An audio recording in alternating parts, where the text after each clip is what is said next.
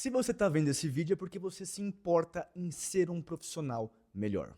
Você quer, obviamente, cuidar melhor da pessoa que você jurou cuidar, que é o paciente, e você também quer colher os benefícios associados a isso. Ver as pessoas bem porque as coisas estão dando mais certo, conseguir alcançar mais pessoas, ser mais reconhecido tanto entre colegas quanto com os pacientes.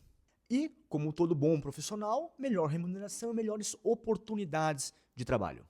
A questão, entretanto, é que se manter atualizado e realmente estudar com base em evidências parece algo extremamente oneroso. Muita gente tem um ideário comum, um lugar comum de que é algo chato, difícil, trabalhoso, impossível. E por isso a maioria acaba desistindo e acaba pagando o preço dessa desistência, que é permanecer o mesmo. Permanecer errando mais do que você gostaria de errar. Isso gera, obviamente, frustração, e essa frustração ela é frequentemente transvestida com outros tipos de prática que não são a prática baseada em evidência. Então a pessoa fica frustrada por conta disso e começa a basear suas condutas em outras coisas para tentar justificá-las. Há quem baseia, por exemplo, seu cuidado em prática baseada em eminência. Eu tenho 9 décadas de medicina. Quanto mais velho o profissional, menor a necessidade de buscar evidências para justificar o que ele está fazendo. Como se a experiência clínica poupasse da necessidade de uma coisa tão mundana quanto evidência empírica, né? Para que evidência empírica? Vale recordar, entretanto, que a experiência clínica, a depender da forma que ela é acumulada, pode significar nada mais do que cometer os mesmos erros ao longo de décadas com maior nível de confiança. Você pode também fazer prática baseada em veemência, né? Quantas vezes a gente não vê pessoas que gritam, esperneiam e tentam ganhar discussões com base no tom da voz, o que beira o ridículo.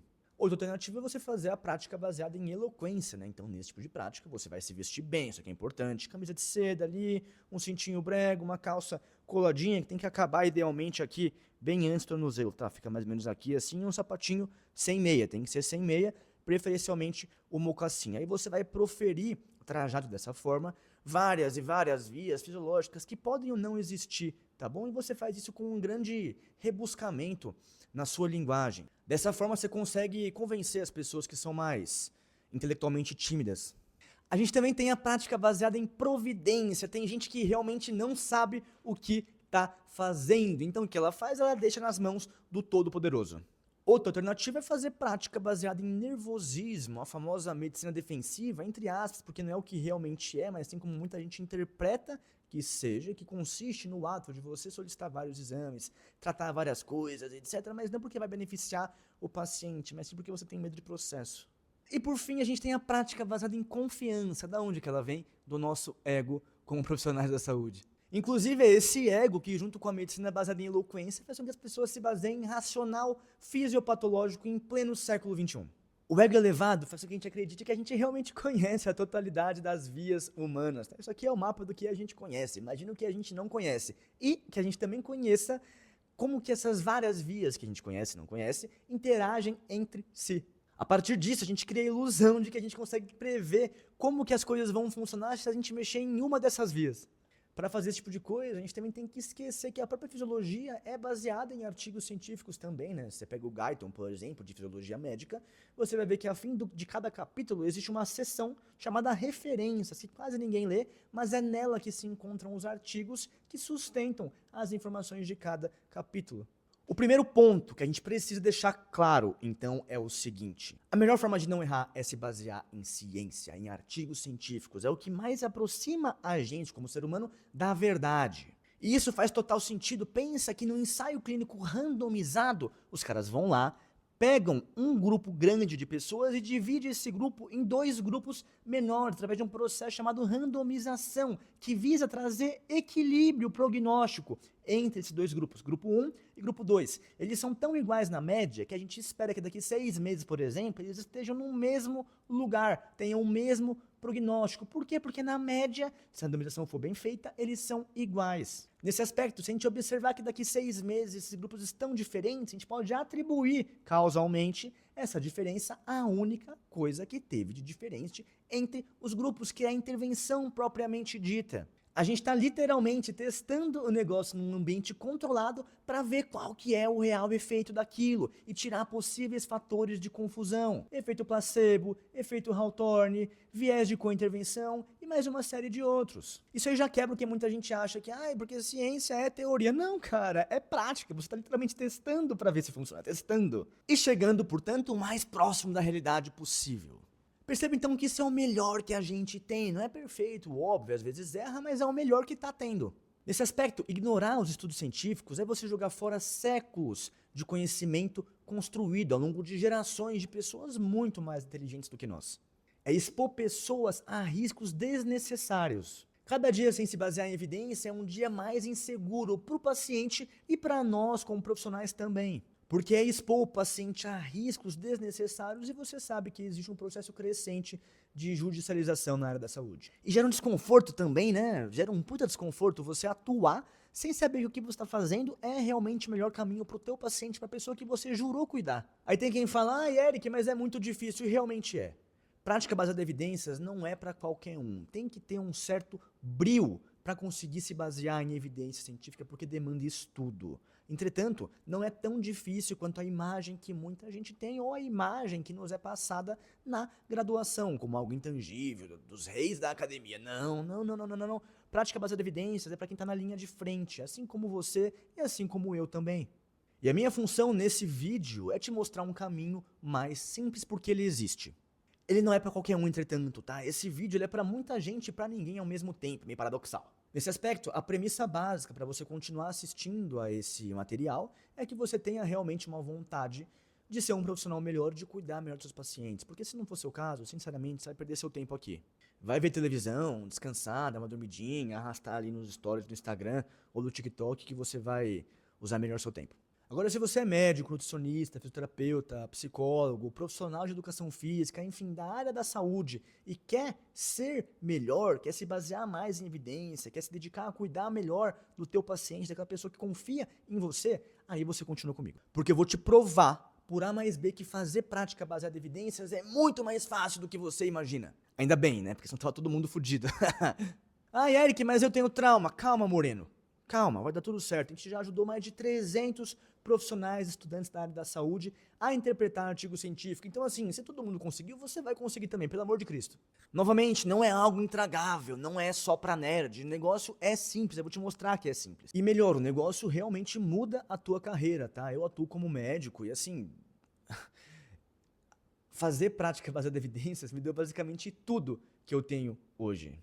Embora você esteja, obviamente, vendo um vídeo de vendas de um curso, obviamente, eu não vivo de curso, eu vivo de medicina séria, da parte assistencial, eu estou junto do paciente, desde o consultório até o paciente crítico ali no beira-leito. Além de trabalhar com educação médica, em preceptoria, e fornecer algumas assessorias para algumas empresas também. Eu vou te levar em uma trilha que eu levei anos para abrir, eu fui lá com uma machete na mão, batendo cabeça, abrir essa trilha para você caminhar fofamente nela, olha que incrível. A intenção, então, é que você saia daqui com a cabeça mudada, revolucionada em relação à forma que ela funciona. E para isso a gente vai usar um exemplo que todo mundo tem algum grau de intimidade, que é um suplemento muito famoso chamado creatina. Todo mundo fala, todo mundo tem que usar creatina é bom pra caramba.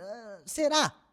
Será que creatina é realmente essa bola toda? A gente vai usar isso como pano de fundo para te mostrar como que você pode buscar, interpretar e aplicar a evidência científica na tua prática. O primeiro passo nesse aspecto é a gente buscar por artigos que falam sobre creatina, né? Porque se a gente quer saber se creatina funciona, nada mais justo, como já vimos, de pesquisar artigos que falam de creatina. Existem várias bases de dados, são lugares onde a gente encontra e guarda, enfim, os artigos científicos que podem ser utilizados. Nesse caso, vamos usar uma das mais famosas, que é a Medline, acessível através do famoso, do infame, do emérito, PubMed.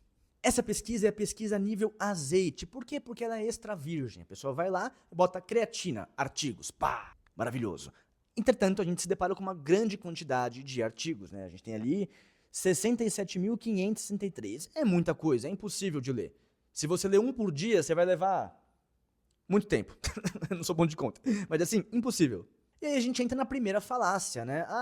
Tem trabalhos, então o negócio funciona. Não, não é assim que a banda toca, Moreno, calma. Não é assim que funciona. Mas tem milhares de artigos. Calma.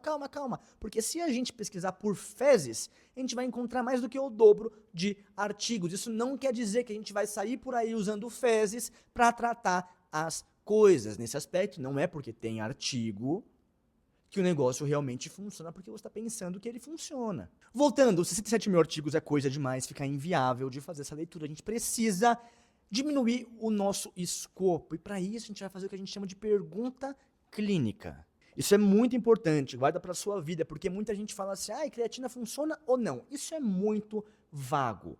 É muito vago. A gente precisa de mais detalhes, mais coisas. Tem que ter uma população em mente. Uma população, creatina em adultos, beleza. Creatina em, sei lá, recém-nascidos, outra parada. Então você tem que ter uma população em mente. Creatina funciona em quem? Próximo ponto, você tem que ter uma intervenção em mente. Creatina, ok, mas assim, é suplementação? É enema retal? O que vai ser essa creatina? É endovenosa? Você tem que ter uma intervenção estruturadinha, propriamente dita. Próximo ponto, creatina funciona comparado a quê? Você tem que ter um comparador. Creatina em relação a não fazer nada? Em relação a placebo? Em relação a esteroides anabólicos androgênicos? Olha como a comparação pode mudar totalmente o efeito da creatina. Próximo ponto, creatina pra quê? Funciona. Ok, mas assim, pra quê? O que você quer saber? O que pra você é funcional? Você quer buscar hipertrofia? Ganho de força? Efeitos em memória? Que, spoiler, não existem pra creatina, tá? São trabalhos pessimamente conduzidos. Você tem que ter algum desfecho de interesse em mente. E por fim, qual tipo de estudo que você quer avaliar isso? É uma coorte? É um caso controle? É um transversal? É um ensaio clínico randomizado? É uma revisão sistemática com meta-análise de ensaios clínicos randomizados? Você tem que ter algum artigo em mente, algum desenho apropriado para responder a tua pergunta. No nosso caso, a gente pode deixar assim, a gente quer ver o efeito da suplementação via oral de creatina no desfecho de ganho de massa muscular em adultos que fazem exercício físico comparado a placebo através de revisão sistemática com meta-análise de ensaios clínicos randomizados. Uma coisa importante aqui é a gente pensar na comparadora em relação ao placebo, tá? É diferente, muitas vezes, você comparar placebo com não fazer nada, porque abre margem para muito fator de confusão. Então, por exemplo, você vai tomar creatina e você não vai tomar nada. Só o ato de você tomar um pó e te falarem que esse pó funciona, você já pode estar mais pesado, por exemplo, ou acreditar num efeito melhor, ou até levar os treinos, enfim, a dieta mais a sério, porque você já está investindo em um suplemento. Então, muitas vezes, o efeito placebo, ele tem que ser contabilizado no estudo. Aí alguém pode perguntar, Eric, mas por que você não checa também os ensaios clínicos randomizados individuais? Eu vou te responder o motivo. Porque os trabalhos dentro da área esportiva costumam ser ruins. Eles têm uma amostragem geralmente muito baixa, que gera grande erro aleatório. A qualidade da evidência, a certeza da evidência também não costuma ser das mais altas. Pode existir também um viés de publicação, no qual artigos que trazem respostas subótimas, que não vão de acordo com o que o autor queria, nem são publicados. Nesse aspecto, a gente buscar por ensaios clínicos randomizados de forma isolada, a gente vai acabar concluindo que as coisas funcionam muito mais do que elas realmente funcionam. Por isso, acaba sendo mais interessante nesse cenário a gente optar por revisões sistemáticas com meta-análise para conseguir ter uma visão geral da literatura, do que está nela, da qualidade, da certeza de evidência do que está nela e também para estimar o que está faltando nela. Será que tem um viés de explicação? Será que não tem? Uma analogia é como se você quisesse conhecer a cidade de São Paulo, que tem muitas ruas, muitas e muitas ruas. Assim, é diferente você pegar 5, 10, 15 ruas de São Paulo para conhecer a cidade, né? Você não vai conseguir ter uma ideia real da cidade de São Paulo andando aí por meia dúzia, enfim, sei lá, que seja, 3 dezenas de ruas. Não, é muito mais interessante que você faça uma sobrevoada, por exemplo, ali de helicóptero para você ter uma visão global da cidade. Essa sobrevoada seria a revisão sistemática com meta-análise. E em contraparte, a gente descer em algumas ruas ali para ver seria a gente olhar trabalhos individuais. Eu gostaria muito que você levasse isso aqui para a vida, tá? Existe uma coisa chamada pergunta clínica, ela que vai ditar como que você vai, o que você vai buscar para responder a tua pergunta. Tipos diferentes de estudos podem responder tipos diferentes de pergunta clínica. Por exemplo, via de regra, a gente quase não baseia tratamentos em coortes, mas as coortes são ótimas para estimar riscos, entende? Então, tenha em mente sempre a necessidade de estruturar a tua pergunta clínica, vai te ajudar muito. Eu apliquei esses conceitos aqui e eu criei uma chave simples, tá? Demasiadamente simples. E assim, repara que isso já desceu pra gente aí para 32 artigos. E essa busca ela é simples. Mas eu quero algo mais complexo. Às vezes não precisa. No nosso método, a gente usa o que a gente chama de navalha de Ockham. Não tem por que você complicar quando as coisas podem ser simples. Então você começa com o simples, se resolver, maravilha, benção, perfeito. Se não resolver, você vai aumentando em graus de complexidade. Aqui, por exemplo, eu fiz uma busca mais complexa, mais rebuscada e deu praticamente a mesma coisa. Não precisava, entendeu? Você pode testar, mas não precisava. Agora, às vezes, buscas como essa, ou até buscas mais complexas ainda, são necessárias. Perceba que existe um certo molejo em você manusear como é que vai ser essa estratégia de busca. Você aprende muito com a prática, mas assim, via de regra, recomendo que você comece com o simples e vá aprofundando na medida em que isso se torne necessário, porque pode às vezes nem ser. Mas enfim, a gente pega essa lista aqui e vai rodando para baixo. Logo, a gente encontra 2 artigos que satisfazem nossos critérios de interesse. Então vamos dar uma olhadinha com mais carinho para eles. Lendo o resumo do artigo, é o que muita gente faz, né? Vamos ser sinceros. O cara vai lá, lê o resumo e fala assim, nossa, creatina funciona, top, vamos fazer pra todo mundo creatina, vamos pôr na água da cidade de São Paulo, sei lá onde você mora, enfim, vamos pôr creatina na água, todo mundo tem que tomar creatina. Calma, Moreno, calma, vamos aprofundar um pouco mais esse material. Assim, eu creio que nem precisava dizer, né, mas não é legal que a gente se baseie na conclusão só de artigos, tá, tem que ler na íntegra. O primeiro artigo é esse aqui em cima, tá? Ele tem umas coisas muito estranhas nele, algumas fragilidades importantes. Por exemplo, não fizeram um protocolo antes do trabalho começar, o que é muito estranho. Ademais, ele tem uns desfechos meio tortos, né? Por exemplo, aqui em cima, Muscle Performance. Que caralhos é Muscle Performance? Eles não especificam o que entra nesse cálculo. Ademais, falaram que analisaram o risco de viés dos artigos, mas você não encontra isso em lugar nenhum no artigo. Aí o desavisado pega, lê isso daqui, vai na conclusão e fala, ah lá, olha lá, uma meta-análise. O topo da pirâmide baseada em evidências, que é um conceito que caiu aí desde 2016, tá certo? Esse negócio é antigo pra caramba, mas enfim, olha lá, o topo da pirâmide de evidências, falando que creatina funciona, que maravilha. Que lindo. Não, não é assim, vamos descer um pouco mais. É complexo, porque embora seja uma revisão sistemática com meta-análise, nem toda revisão sistemática com meta-análise é bem conduzida. E aqui a gente está diante de um exemplo de uma meta-análise que não foi bem conduzida. Existem ferramentas específicas para você avaliar o quão bem feita, bem conduzida é uma meta-análise, mas não é o nosso escopo de hoje. Mas assim, ponto é, não adianta ser uma visão sistemática com meta-análise se ela for mal conduzida, tá? Porque daí é informação que não é confiável, não soma de nada, é só barulho. Aí a gente tem essa outra revisão aqui. Ela foi publicada na revista Nutrients do grupo MDPI, que assim, todo mundo que faz uma ciência mais séria, inclusive eu, a gente sempre fica com 33 pés atrás com artigos publicados nessa revista, porque é uma revista complexa, para dizer o mínimo, tá? Mas, entretanto, contudo, esse artigo em específico teve protocolo registrado a priori, antes do trabalho começar. A busca que eles fizeram foi uma busca boa, foi ampla, com critérios de inclusão e exclusão claros e justos. Usaram uma análise bayesiana, o que é raro, mas é bem interessante. Um ponto fraco, entretanto, é que não usaram a melhor ferramenta que a gente tem para fazer a análise do risco de viés dos trabalhos que foram incluídos na meta-análise. Mas assim, a gente deixa passar. Porque você pode fazer esse trabalho sozinho, entendeu? Não é grande coisa. Ou seja, trata-se de um trabalho moderadamente elegante, publicado em uma revista capciosa, para dizer o mínimo. E aí olha que interessante, vamos analisar juntos os gráficos. Ele mostra pra gente que as pessoas que suplementam creatina em comparação ao placebo têm um aumento na espessura muscular medida a ultrassom de 0,10 a 0,16 centímetros em espessura, embora tenha uma parcela de pessoas que não respondem de fato. Indo para o Forest Plot geral, a gente vê que a diferença média padronizada é de menos 0,02 a 0,25 desvios padrões. Que é isso? Que merda é essa? O negócio é o seguinte, imagina que você quer comparar maçã com pera, com banana. Só que assim, você não consegue contar maçãs em peras ou maçãs em bananas, fica muito difícil, entendeu? Então o que você faz? Você pega e bota numa balança. Aí você consegue comparar. Ah, aqui tem 100 gramas de maçã, 100 gramas de pera, sei lá, e 200 gramas de banana. O que a diferença média padronizada faz pra gente é justamente padronizar as medidas. Então, tem trabalho que usou ultrassom, tem trabalho que usou DEXA, enfim, o desfecho da hipertrofia foi a filho de formas, de métricas, por métricas distintas em trabalhos distintos. Então, o que a gente faz é padronizar essas métricas em desvio padrão. É como se a gente pesasse tudo e vamos falar assim, foda-se, vamos usar só gramas. Vamos mostrar tudo em gramas. Banana em gramas, maçã em gramas, pera em gramas, vamos usar só gramas. Mas essa métrica, contudo, o desvio padrão, ele é adimensional. Para fim de curiosidade, tradicionalmente na literatura, desvios padrões abaixo de 0,2 costumam ser interpretados como irrelevantes de tão pequeno que é. Analisando esse intervalo de confiança aqui em cima, então, a gente tem que a melhor estimativa de efeito é de 0,11 desvios padrões.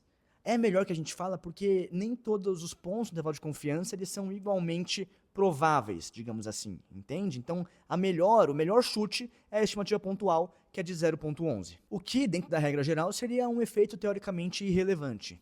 O limite superior do intervalo de confiança é de 0,25 desvios padrões, o que seria algo pequeno. E o limite inferior, o pior desfecho possível ali nesse caso, nesse intervalo, é de menos 0,02, o que, beleza, é negativo, mas assim, é tão pequeno que é irrelevante. E detalhe, isso com base em trabalhos que não são da melhor qualidade possível. E é muito interessante que os autores avançam. Uma das vantagens do método Bayesiano é que ele permite que a gente calcule a probabilidade de benefício. E essa probabilidade calculada é de 80%, ou seja, cada 10 pessoas que usam creatina, 8 vão colher algum efeito positivo dela, por menor que esse efeito seja, tá certo? Eric, o que é Bayesianismo? Existem, grosso modo, duas escolas principais estatísticas, tá? A frequentista, que é a mais usada e da onde a gente observa conceitos como intervalo de confiança, p-valor, significância estatística, que mexe com frequências, e a Bayesiana, que mexe com probabilidade de fato. Existem nuances nessa discussão, mas não é o nosso tema de hoje. E a partir disso, a gente consegue individualizar a evidência e responder a seguinte pergunta: todo mundo tem que usar creatina? O que a literatura diz? Que os efeitos são pequenos, potencialmente irrelevantes, a ordem de 0,1 centímetros por pessoa muscular. Então, será que para esse paciente aqui, esse benefício pequeno vale a pena? Talvez sim. Às vezes o cara é atleta, por exemplo, e ele se importa muito com hipertrofia ou pequenos ganhos de performance, enfim, e para ele pode ser a diferença entre ganhar uma competição ou não. E aí, para esse cara, pode valer a pena. Agora pega para o seu José, de 45 anos, que faz academia por hobby. Esse efeito ele pode ser totalmente irrelevante. Um outro ponto que tem que ser considerado é em relação aos recursos que estão sendo alocados. Então, por exemplo, pega esse atleta, beleza, ele vai se beneficiar, ok, mas assim, ele está meio sem grana. Então vão ser R$100 aí mais ou menos do orçamento dele que vão ser destinados a um suplemento. Será que realmente vale mesmo a pena? Ou será que esse dinheiro vai ser mais bem utilizado, por exemplo, em verduras, legumes, frutas e dieta de forma geral? Fazer prática baseada em evidências não é só você interpretar a evidência, tá? É você pegar essa evidência, juntar com a tua expertise clínica e aplicar com os valores e preferências do teu paciente, não os nossos, do nosso paciente. E esse é o processo de translação da evidência, de trazer a evidência científica para a prática, tá? Não é fazer cópia de artigo, isso não existe. É você pegar o quanto algo funciona e individualizar para a pessoa que você está cuidando. A gente vai além do funciona ou não funciona, é bom, é ruim, além inclusive da famosa significância estatística, que assim, eu nem falei aqui porque é um lixo, tá? Embora muita gente tenha apego excessivo nisso. Novamente, em minutos, a gente buscou, interpretou e aplicou evidência científica na prática, tá? Sem fetichismo em estatística, sem grandes complicações. É um processo relativamente simples. Isso que você teve só uma palhinha de como que é fazer isso. Imagine o que você vai conseguir fazer com um método estruturado nesse sentido. Então, pontos-chave: saber buscar te economiza tempo. Ninguém quer ficar horas e horas, décadas aí procurando artigo, tá? Isso não existe, não precisa ser assim. Meta-análise também não faz magia sozinha. Existem muitas meta-análises que são mal conduzidas, então cuidado ao falar em topo da pirâmide de medicina baseada em evidências e tudo mais, até porque isso caiu por terra há alguns anos. Ademais, evidência não é nada sem um contexto. Você tem que considerar a pessoa mais importante da relação profissional-paciente, que é o paciente, que tem seus valores e preferências. E perceba também como você não fazer esse processo simplesmente te priva de oferecer um cuidado realmente eficaz para a pessoa que te procura para você atender ela. E a gente pensou em tudo, tá? Quando a gente começou a construir o Bem da Fonte, a gente pensou em trazer do mais absoluto zero. E existe um método para isso, que a gente chama de método crescente circular. A gente começa com os fundamentos de como a ciência funciona e vai construindo, a partir deles, como é que todo o processo de busca, interpretação e etc. funciona em graus variados de complexidade. Então a gente começa do básico, vai aprofundando e retomando os temas de forma crescente para conseguir solidificar tudo na sua cabeça.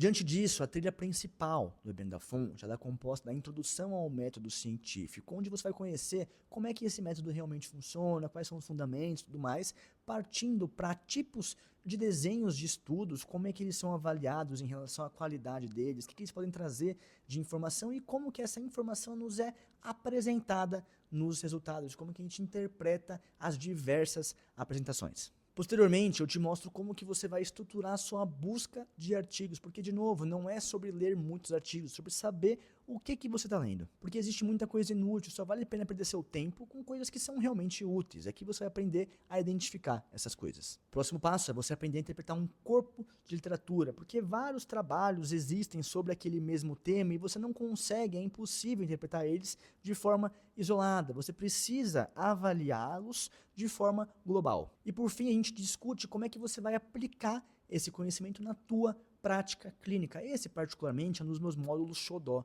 tá? Porque, como eu te falei anteriormente, eu não vivo de curso, eu vivo de medicina séria. Então, você vai aprender a aplicar a literatura na prática com quem faz isso todo santo dia, desde no consultório ali até beira-leito com um paciente gravíssimo. Ademais, também temos bônus. A ideia desses bônus é complementar a trilha principal, solidificando ainda mais os conhecimentos e ampliando o teu arcabouço crítico. E no fundo, né, é a base do pensamento científico propriamente dito.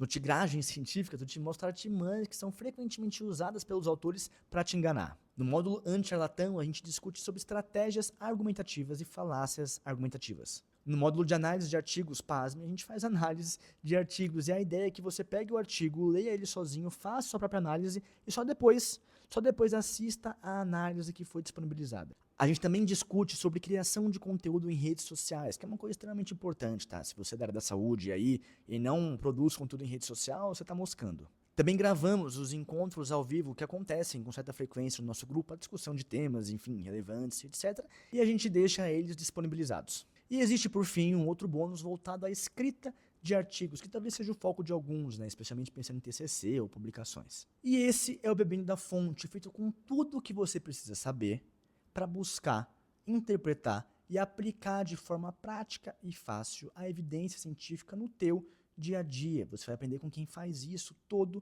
santo dia, de forma séria, confiável e também assistida, né? Não são só aulas gravadas, você vai ter acesso a um grupo no WhatsApp para tirar dúvidas, discussões e esse tipo de coisa.